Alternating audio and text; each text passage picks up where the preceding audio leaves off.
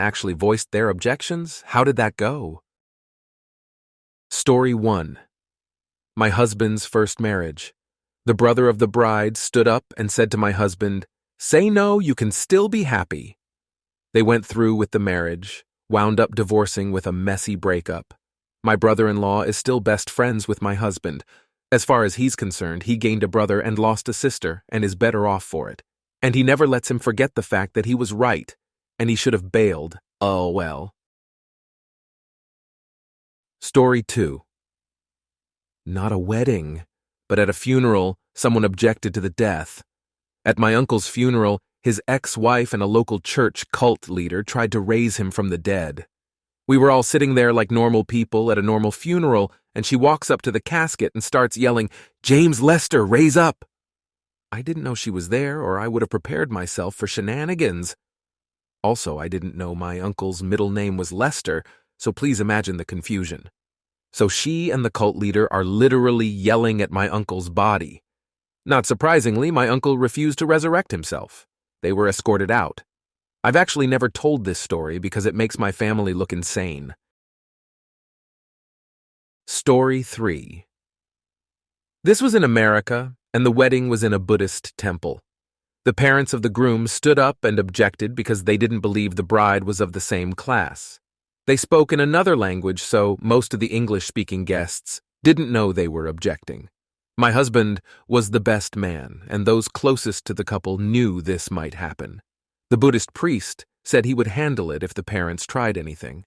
After the parents spoke for a while, the priest said to the groom, "You've heard what your parents had to say. What do you want to do?" The groom replied, "I want to marry my bride." So the priest asked the parents to leave.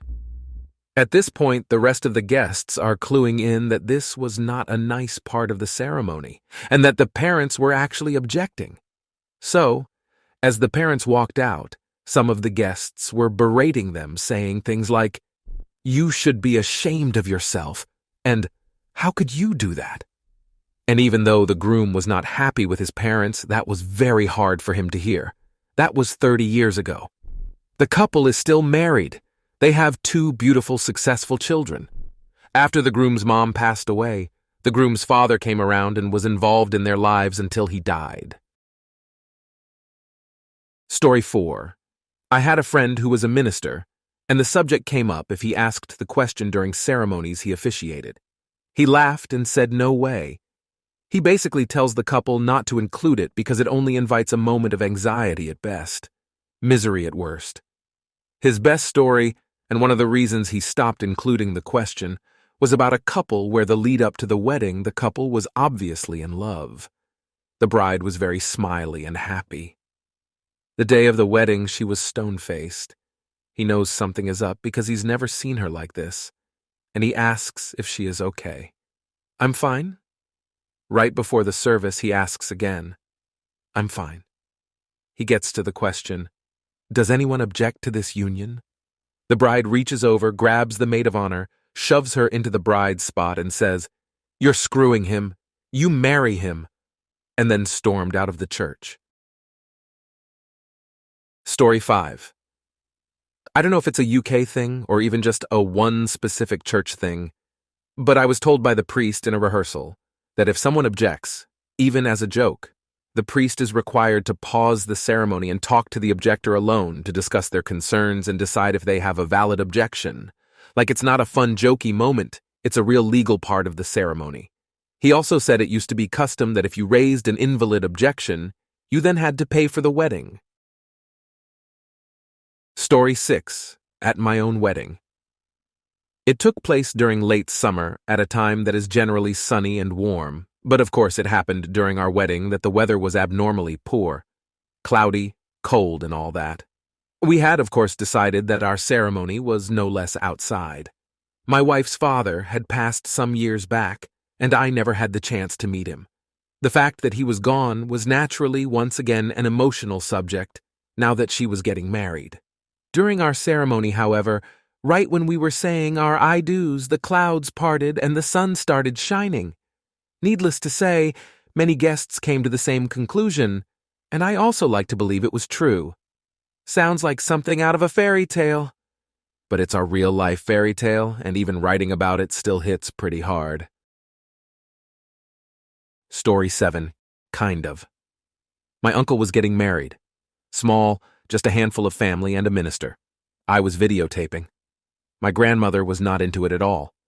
With each line spoken by the minister, she had a cutting, sarcastic response. I could not believe it. It was so unlike her. When that part came up, she said, "I object, but does it really matter? They are going to do it anyway." The minister just ignored her and proceeded business as usual. They were divorced within a year. Wish I had a copy. Story 8 was Mo H to BFF. One of the groomsmen thought it would be funny to object.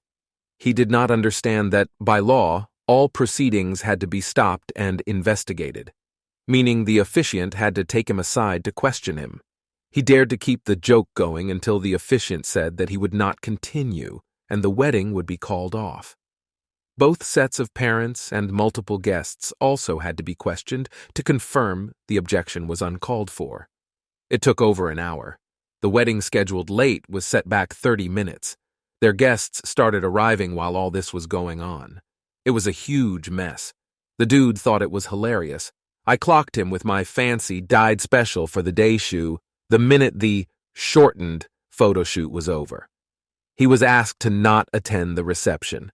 The bride and groom feared for his safety after I whacked him. They dropped him as a friend immediately. They will celebrate their 30th anniversary this June.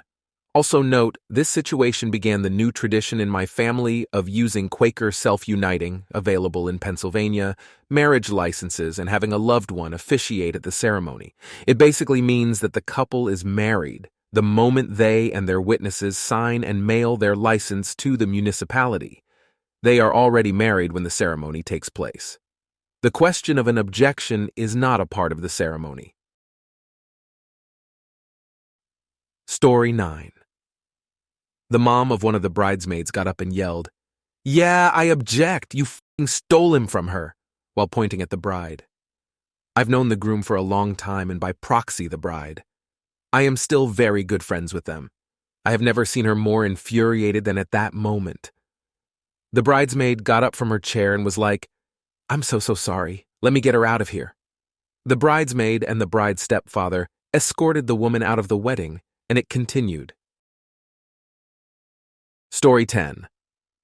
Not exactly an objection, but the wedding was on a boat, no one could leave, and the groom was Jewish and marrying a Mexican Catholic woman.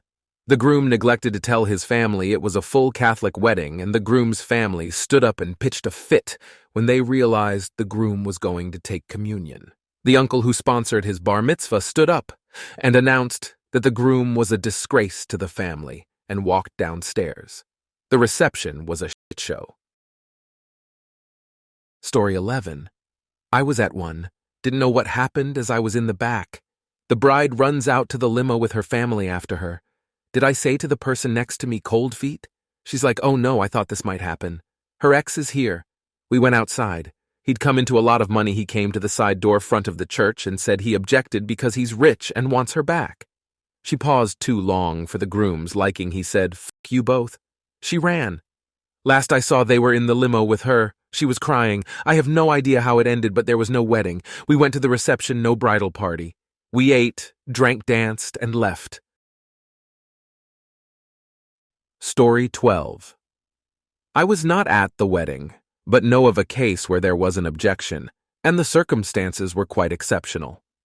When I was a detective with the Child Protection and Sexual Offenses Unit, we dealt with a case involving a 14-year-old girl who had been raped by a known adult male. The first disclosure of the rape was made by her at his wedding ceremony, which she attended uninvited. When the pastor asked if there were objections, she rose and said yes. She had an objection. The groom had raped her a week before. The pastor stopped proceedings and took the child to an adjacent office where she repeated the allegation and gave more information. Shockingly, the bride was still willing to go through with the ceremony, which was concluded while the girl waited in the office. Afterwards, the pastor took her to the local police station, Belleville South in Cape Town, South Africa, where a case was opened and the matter assigned to my unit for investigation. We carried out the arrest at the V&A waterfront, Cape Town, the next evening, Sunday, where the groom and his friends were partying it up. The bride, of course, was left home alone, one day after the wedding. I was blown away by the courage it took for the girl to attend the wedding ceremony alone, surrounded by the friends and family of the perpetrator, and to make the disclosure to his face in the way she did. For those wondering how she knew so much about him and when he would be getting married, he lived in close proximity to the girl's family in Belleville, South, and the two families knew each other. He had siblings who attended school with her. Story 13. My best friend, male, and I drew somewhat apart during college, then grew closer after college. He fell into a group of friends who were a little wilder than me. I don't blame him. College is supposed to be fun. I missed out. That's my fault because I did a 5-year program that got me my BA and MBA in short order. After school ended, he was asked by a new friend to be his best man. I knew the guy and his fiancée secondhand. He was a bit of an ogre and she was cute, a bit mousy. I wasn't at the wedding, but the big day comes and we all go about our lives.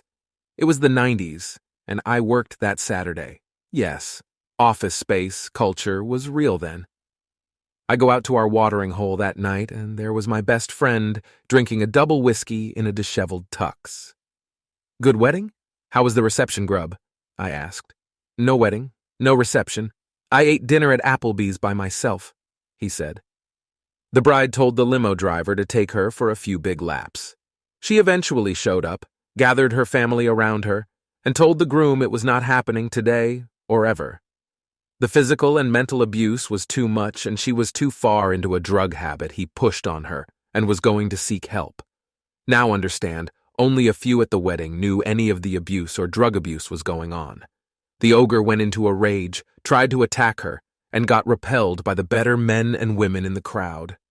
She got her help and self-confidence back and married a great guy a few years later. 3 kids, almost 30 years together. Her would-be husband kept up his bad habits and ended up killing his girlfriend and himself in a drug-fueled murder-suicide in our 30s. Still shocks me to this day. My best friend has been pretty much straight and narrow since. It sobered him up in many ways. Story 14. I was the best man at my bestie's wedding. Someone we tolerated in our friend group objected and said he was in love with the bride and that he was the only one that could make her happy. She'd been nice about his feelings until then and reminded him in front of the entire ceremony that A, he couldn't hold down a job because he had too big of an ego, B, didn't get along with her friends because they all had something they were working on, a book, a career, a trip, volunteer job, and he had nothing, so he constantly tried to downplay their accomplishments on purely presumptuous ideas, and C, his idea of sex was, blow me and I'll finger you, night, hun. She was way more thorough and crueler, and it was a hysterical 5-minute ordeal. I mean, he had it coming or starting shit at her wedding. He got up and left. I was pretty sure he was crying as he walked away, but no one followed him. It was both brutal and hilarious. He was like the Jar Jar Binks of our friend group. You hated him, but he made you feel better because at least you weren't as bad as Peter. Story 15. My mother passed away about 15 years ago. 5 years later, my dad married my now stepmother. It was an outdoor wedding on a beautiful sunny day, and during the spot where they usually ask if anyone objects, a big gust of wind came out of nowhere and knocked over some tables. Afterward, multiple people came to tell me that the wind gust was my mother's objecting, which I like to believe was true. Story 16. I used to work at a fancy stately home as a waitress. Most of my shifts were weddings. This guy's objection was a bit untimely, but what happened after was even better. So the actual wedding happened at a church nearby, and they had the reception with us. This guy rocks up after the actual ceremony to declare his undying love for the bride and told the groom, an entire wedding party, that he'd been sleeping with the bride. Cue tears and drama, blah, blah, blah. He's obviously chucked out of the wedding. Turns out he'd gotten an invite for the evening only and thought he was coming to object at the actual ceremony.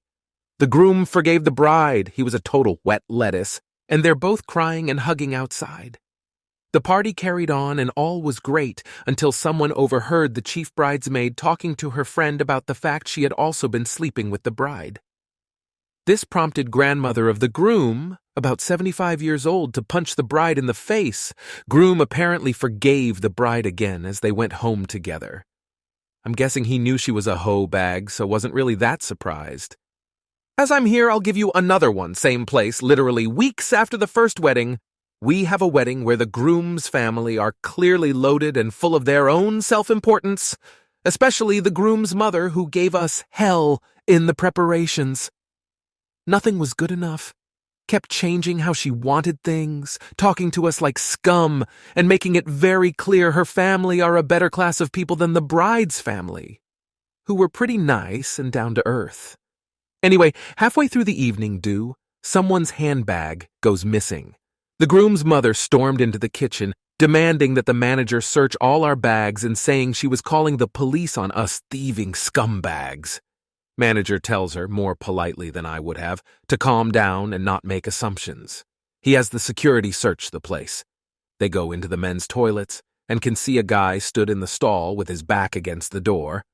I guess they could see his feet. He refuses to come out initially, but eventually he does. He had 2 women's handbags in there that he'd been wanking into. He was also off his head on coke. The guy was the groom's brother, son of bitch lady who accused us all of stealing. Her face when she found out was amazing, and she picked up her stuff and left straight away. Police came and the guy was arrested. Story 17. Well, sort of. It was staged, prearranged, and the minister was warned ahead of time. The couple said they wanted to make the ceremony more interesting, so they had a friend object, declaring his love for the bride in an over-the-top dramatic speech.